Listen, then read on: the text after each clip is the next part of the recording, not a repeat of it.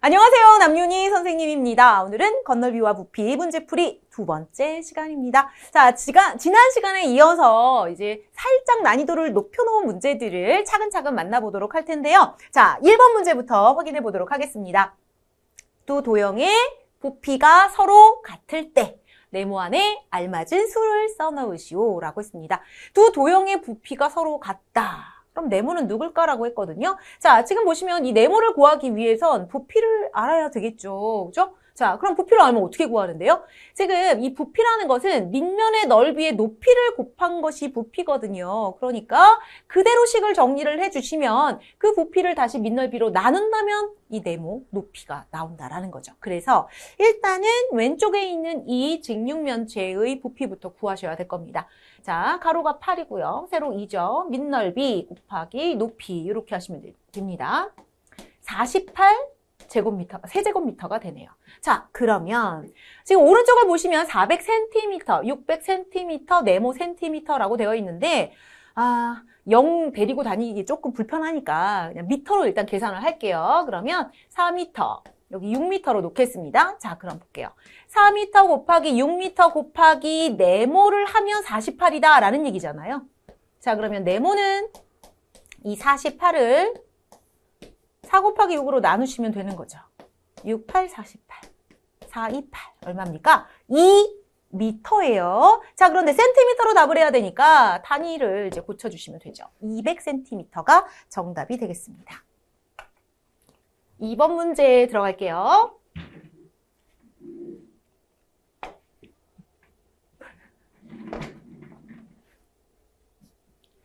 다음 그림과 같은 직육면체 모양의 상자에 색종이를 붙이려고 합니다. 필요한 색종이의 넓이는 최소한 몇 제곱센티미터가 되겠습니까? 자, 필요한 색종이의 넓이, 이거 뭐 물어보는 걸까요? 바로 건널비를 물어보는 거죠. 자, 건널비 구하도록 할 텐데 선생님은요, 여기 색칠한 면 있죠? 이 녀석을 밑면으로 놓도록 하겠습니다. 그러면 자, 밑넓이 두 개를 구해보도록 합시다. 4 곱하기 3 곱하기 2 하시면 되죠. 24제곱센티미터가 될 것이고요. 자, 옆면의 넓이 구할 겁니다. 옆면의 넓이는 밑면의 둘레가 옆면의 가로라고 했어요. 자, 그럼 밑면의 둘레 얼마입니까? 14죠. 높이는 6입니다. 그래서 84제곱센티미터가 되네요. 이제 둘을 더하시면 돼요. 밑넓이 두 개 값이랑 옆면의 넓이 84 더하시면 108제곱센티미터. 최소한 색종이의 이제 넓이는 108제곱센티미터는 돼야 하겠다. 이렇게 답하시면 정답이 되겠습니다. 3번 문제, 한 면의 둘레가 56cm인 정육면체의 건널비를 물어보고 있습니다. 자, 정육면체니까요. 정육면체 하나 간단히 그려보도록 할게요. 자, 됐죠? 한 면의 둘레라고 했으니까 바로 이 정육면체를 이루고 있는 한 면, 정사각형이 되겠죠? 이 정사각형의 둘레가 56cm라는 겁니다. 그러면 한 모서리의 길이 구할 수 있겠죠? 둘레가 56이니까 이 정육면체 한 모서리의 길이는 56을 넷으로 나누시면 돼요. 14cm가 되겠네요. 뭘 구하는 거죠? 건널비 구하는 거예요. 그러면 한 면의 넓이 구하셔야 돼요. 그러면 14 곱하기 14. 이게 몇 개 있나요? 6개가 있죠. 그래서 자, 계산 결과 구하시면 됩니다. 자, 계산 결과는 1176제곱센티미터가 되네요. 지금 이 3번 문제, 혹시 이 3번 문제를 틀린 분이 있다면 아마도 56 곱하기 6 이렇게 해서 틀렸을 가능성이 좀 보입니다. 그렇기 때문에 선생님이 늘 강조하는 게 뭐예요? 문제를 잘 읽어봐라. 상대가 나에게 뭘 원하는지를 알아야 알맞는 것을 답할 수 있겠죠. 그래서 문제 꼼꼼히 읽는 거, 네, 좀 잔소리 같지만 한 번 더 드립니다. 4번 문제 갈게요. 다음 그림과 같은 전개도로 만든 직육면체의 부피가 135세제곱센티미터일 때 네모 안에 알맞은 수를 구하시오. 자, 직육면체의 우리 밑넓이는 알 수가 있네요. 지금 이 네모는 뭐 높이라고 얘기할 수 있을 것 같아요. 여러분들의 또 이해를 돕기 위해 간단하게 이 도형을 그려본다면 뭐 이렇게 그려볼 수 있겠네요. 그죠? 길이가 좀 너무 많이 차이가 나는데 예, 여기를 5cm, 여기를 3cm라고 할게요. 그럼 여기가 이제 네모. 이런 얘기죠. 자, 어떤 조건을 줬습니까? 부피를 줬단 말이에요. 부피가 135세제곱센티미터다. 자, 그러면 어떻게 구해야 될까요? 우리 이 부피를 구하시면 됩니다. 자, 어떻게? 밑넓이 5 곱하기 3, 높이 네모. 얘를 계산하면 135가 되는 거잖아요. 그죠? 자, 계산할게요. 그러면 네모는 이 135를 밑넓이로 나누시면 되죠. 5 곱하기 3으로 나누시면 되는 겁니다. 약분할게요. 5, 25, 7, 35, 3, 9, 27. 네모는 바로 얼마다? 9가 되네요. 그래서 네모 안에 알맞는 수는 9입니다. 이렇게 계산하시면 되겠습니다. 5번 문제로 이동할게요. 자, 다음 도형의 부피를 구하시오라고 했어요. 여러분, 이 문제는요. 밑면을 뭘로 정할까를 한번 먼저 고민을 해보세요. 자, 밑면이 되려면 일단은 위와 아래에 있는 면이 서로 평행하고 합동이어야 돼요. 그럼 누굴까? 요 앞에 있는 면 있잖아요. 정면에 딱 보이는. 이 면을 우리가 밑면으로 놓는 거예요. 그럼 이제 높이는 누굴까요? 여기 3cm가 높이가 되겠죠. 그래서 이 문제는 일단은 밑넓이를 구하겠다라는 마음을 먹으시면 됩니다. 그럼 이 도형의 넓이 어떻게 구할까? 뭐 다양한 방법이 있겠죠. 자, 뭐 이렇게 구할 수 있을 거예요. 이 직사각형, 정사각형이네요. 77, 49, 그죠? 자, 여기에서 요 불필요한 녀석 있죠. 요걸 쏙 빼버리면 요 면의 넓이를 구할 수 있고요. 자, 또는 나눠서도 구할 수 있겠죠. 요렇게 나누면 되잖아요. 이렇게 나누어서 두 개의 직사각형의 넓이를 각각 구한 다음에 또 진행을 하셔도 될 겁니다. 뭐 나눠놨으니까 이걸로 계산을 해보도록 할게요. 자, 여기 빗금친 부분 넓이 얼마일까요? 5, 7, 35제곱센티미터. 여기 작은 직사각형, 이 넓이는 얼마일까요? 전체 7에서 5가 빠졌으니까 이 길이가 2cm거든요. 그러면 2, 3, 6제곱센티미터입니다. 그러면 밑넓이라고 할 수 있는 요 면적, 요거 얼마일까요? 35 더하기 6 하시면 되잖아요. 여기에 이제 높이만 곱하면 되는데 높이가 바로 누굴까? 여기 있죠. 예, 그래서 곱하기 3을 해주시면 되는 겁니다. 더하도록 할게요. 41이죠? 곱하기 3. 그러면 3, 4, 12, 3, 1은 3, 123이 되네요. 자, 부피는 123 세제곱센티미터가 되더라. 이렇게 구할 수 있습니다. 자, 6번 문제입니다. 건널비가 150제곱센티미터인 정육면체의 가로, 세로의 길이를 1cm씩 줄이고 높이를 3cm를 늘려서 만든 직육면체의 부피를 구하시오 라고 했어요. 자, 우선 정육면체가 먼저 출현을 했잖아요. 자, 이 정육면체가 있는데 이 정육면체의 건널비가 얼마래요? 150제곱센티미터래요. 좀 이상하게 그려졌죠? 예. 자, 그럼 일단 뭐 가로, 세로의 길이를 1cm 줄이고 높이를 3cm를 늘린다라고 했는데 요 한 모서리의 길이가 얼마인지 알아야 되잖아요. 그걸 먼저 구하셔야 됩니다. 자, 그러면 어떻게 구하죠? 여기 조건이 나와 있잖아요. 건널비를 알려줬단 말이에요. 한 모서리의 길이 우리 알아요? 몰라요? 몰라요. 그러면 고백하셔야죠. 모른다고. 자, 이제 이 정육면체의 건널비를 구하는 과정을 그대로 쓰도록 하겠습니다. 한 면의 넓이 얼마예요? 네모 곱하기 네모죠. 이게 몇 개 있어요? 6개요. 그게 얼만데요? 150이요. 이렇게. 자, 그러면 네모 곱하기 네모는 그럼 과연 얼마일까요? 150을 6으로 나누시면 되죠. 6, 22, 6, 5, 30. 네모 곱하기 네모가 얼마다? 25구나. 그럼 네모 얼마일까요? 네모는 5가 됩니다. 한 모서리의 길이가 5cm인 정육면체였었구나. 자, 이제 그 다음 과정을 보시면 가로와 세로의 길이는 1cm를 줄인대요. 그럼 가로가 얼마가 될까요? 4cm가 되겠죠. 세로는요? 똑같이 줄인다고 했으니까 4cm예요. 높이는 얼마일까요? 높이가 아까 3cm를 늘린다라고 했거든요. 그러면 8cm가 되겠네요. 이제 부피를 구하도록 하겠습니다. 4 곱하기 4 곱하기 8 하시면 되죠. 자, 4, 8, 32 곱하기 4입니다. 4, 32, 4, 2, 8, 128 세제곱센티미터라고 정답을 구해볼 수 있겠습니다. 자, 6번 문제였어요. 자, 이제 우리 7번 문제로 건너가 보도록 하겠습니다. 다음 그림과 같은 직육면체 모양의 수조에 물을 8cm만큼 넣은 후에 가로, 세로가 각각 4cm인 직육면체 모양의 나무 막대를 세웠습니다. 물의 높이는 몇 cm가 되겠습니까? 되었습니까? 단수조의 두께는 생각하지 않겠다라고 했어요.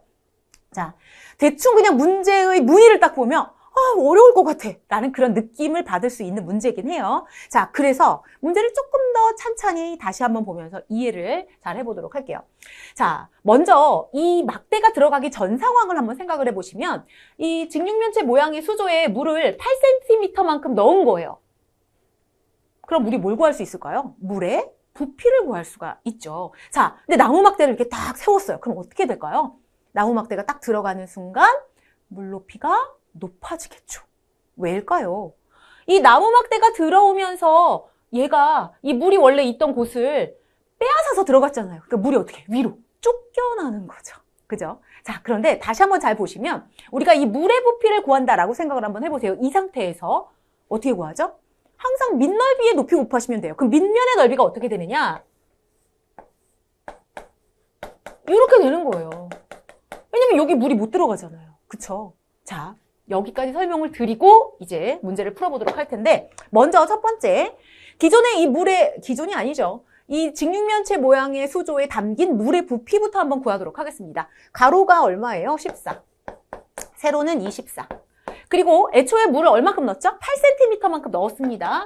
그러면 곱하기 8을 하시면 물의 부피가 나오죠. 그 부피가 계산하면 얼마냐? 2688 세제곱센티미터가 됩니다. 자, 이 물의 부피는 달라질까요? 안 달라질까요? 달라지지 않죠. 그죠? 물을 뭐 덜거나 더 넣거나 한 거 아니에요. 자, 이제 이 나무 막대가 들어가면서 어떤 상황이 달라지느냐? 밑면의 넓이가 달라지겠죠. 밑넓이가. 원래 밑넓이 얼마였어요? 요거란 말이에요. 14 곱하기 24. 그런데 얘가 들어감으로 해서 밑면의 넓이가 달라진다. 어떻게 달라지나요? 14 곱하기 24였었는데 여기 이제 4cm, 4cm니까 16cm만큼이 줄어들겠죠. 그죠? 얘가 밑넓이가 되는 겁니다. 그리고 높이는요? 모르죠. 얼마인지 몰라요. 자, 그렇지만 어쨌든 부피는 얼마여야 한다? 2688이어야 한다라는 겁니다. 여기까지 이해되시나요? 자, 그러면 이 녀석을 이제 우리가 계산해 보실 수 있어요. 계산하면 얘가 320이 됩니다. 이렇게 되는 거죠. 자, 그럼 이제 네모 구하시면 돼요. 네모는 2688 나누기 320을 하시면 돼요. 자, 나누시면 얼마가 되느냐? 8.4cm가 나옵니다. 그래서 이 물의 높이는 몇 cm가 됐을까요? 8.4cm가 되었다. 0.4cm 그러니까 올라간 것이죠. 이해되시나요? 자, 이렇게 해서 7번 문제를 함께 풀어보았고요. 이제 8번으로 들어가도록 하겠습니다. 직육면체 가의 건널비와 직육면체 나의 건널비의 차를 물어보고 있습니다. 정직한 문제예요. 그냥 열심히 잘 푸시면 됩니다. 자, 먼저 가의 건널비부터 구해보도록 할게요. 자, 선생님은 또 이렇게 밑면을 이쪽으로 놓겠습니다. 그럼 밑넓이 두 개 값을 구하도록 할게요. 4 곱하기 6 곱하기 2 하시면 되죠? 48 제곱센티미터. 자, 옆면의 넓이 구하도록 할게요. 가라고 써야겠다. 그죠?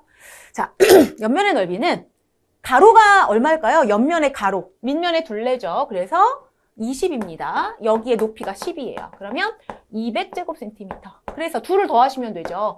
48 더하기 200이에요. 가의 건널비를 이렇게 구할 수 있고요. 자, 이제 나의 건널비를 구하러 들어갈게요. 나는 그냥 얘를 밑면으로 놓도록 하겠습니다. 똑같은 방법으로 갈게요. 밑넓이 두 개 값 구합니다. 5 곱하기 3, 얘가 몇 개? 두 개가 되는 거죠? 30제곱센티미터가 되겠네요. 이제 옆면의 넓이 구할게요. 둘레가 얼마예요? 16이죠. 여기에 13을 곱하시면 됩니다.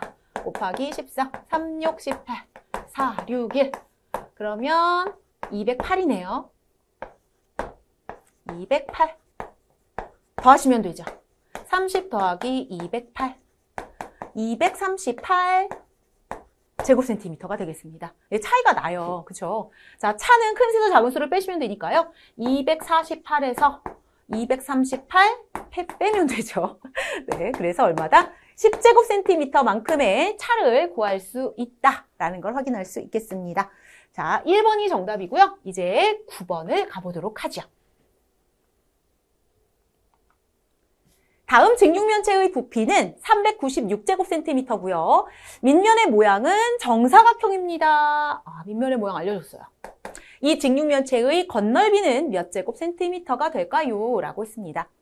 자, 우선 건널비를 이제 구해라 라는 문제인데요. 밑면의 가로와 세로 얼마인지 모르죠. 근데 정사각형이라고 했기 때문에 우선 밑넓이를 우리가 구할 수 있을 것 같아요. 왜냐하면 이 직육면체의 부피 어떻게 구하죠? 밑면의 넓이. 밑넓이에 뭐 곱하면 되나요? 밑넓이까지 써야죠. 높이를 곱하시면 되죠. 이게 바로 얼마다? 396이다 라는 겁니다. 그러면 밑면의 넓이 어떻게 구해요? 밑면의 넓이 396을 11로 나누시면 되죠. 그러면 여기 3번, 6번, 36이네요. 반갑지 않습니까? 한 변의 길이 곱하기 한 변의 길이 얘가 바로 36이다. 그러면 한 변의 길이가 얼마일까요? 6이 되는 거죠. 그래서 얘가 6cm가 된다라는 걸 알 수 있습니다. 자, 이제 건널비를 구하도록 할게요. 자, 밑넓이 2개 값 구하도록 하겠습니다. 밑면의 넓이 2개. 여기까지 갈 필요는 없었네요. 밑넓이가 나왔기 때문에. 그죠? 아무튼. 자, 밑넓이 2개 값은 이제 36 곱하기 2 하시면 됩니다. 그럼 72제곱센티미터가 되겠죠? 이제 옆면의 넓이를 구하도록 할 텐데요. 자, 밑면의 둘레가 얼마예요? 24죠. 여기에 높이 11을 곱하시면 됩니다. 24 곱하기 11. 42, 42. 264네요. 264. 제곱센티미터. 그래서 72와 여기다가 해서 더할까요? 264를 더하시면 됩니다. 자, 더해주시면 3이 되고 336 나오네요. 그렇죠? 336 제곱센티미터 어딨나요? 5번에 있습니다. 9번 문제의 정답은 그래서 5번이구나 라는 걸 알 수 있겠고요. 이제 마무리 문제죠. 10번으로 가보도록 할게요. 크기가 같은 싹기나무 64개로 같은 정육면체를 만들었습니다. 자, 주사위 한 개의 건널비가 150제곱센티미터일 때 만든 정육면체의 부피는 몇 세제곱센티미터가 되겠습니까? 라고 했습니다. 예부피 구하라는 거예요, 예부피. 그럼 일단은 이 작은 정육면체, 이 싹기나무 한 개의 부피를 알면 되겠네요. 그죠? 자, 그러면 여기 두 번째 줄을 보시면요. 주사위 한 개의 건널비가 150제곱센티미터다라고 했거든요. 그러니까 요거 있잖아요. 이 작은 녀석. 이 작은 녀석의 건널비가 150제곱센티미터래요. 그럼 한 면의 넓이가 얼마인지 좀 알아보도록 할까요? 150을 6조각으로 나누시면 되죠.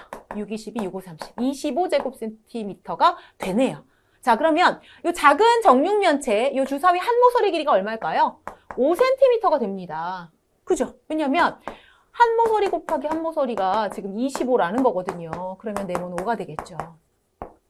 됐나요? 자, 이제 이 정육면체의 한 모서리 길이가 얼마인지 볼게요. 5 곱하기 4 하시면 되죠. 20입니다. 20cm. 자, 그럼 이제 부피는 뭐 간단하잖아요. 20 곱하기 20 곱하기 20 하시면 돼요. 8에 하나, 둘, 셋. 세제곱센티미터. 8000세제곱센티미터를 찾아주시면 되네요. 여기 있다. 4번이 정답이 되겠습니다. 자, 이렇게 해서 직육면체의 건널비와 부피 함께 문제풀이를 진행을 해보았는데요. 자, 우리 만든 이제 공식들이 좀 있잖아요. 그런데 하나하나 유형마다의 공식들을 외우려고 하면 정말 힘들어요. 그러니까 기본이 되는 공식이 있죠.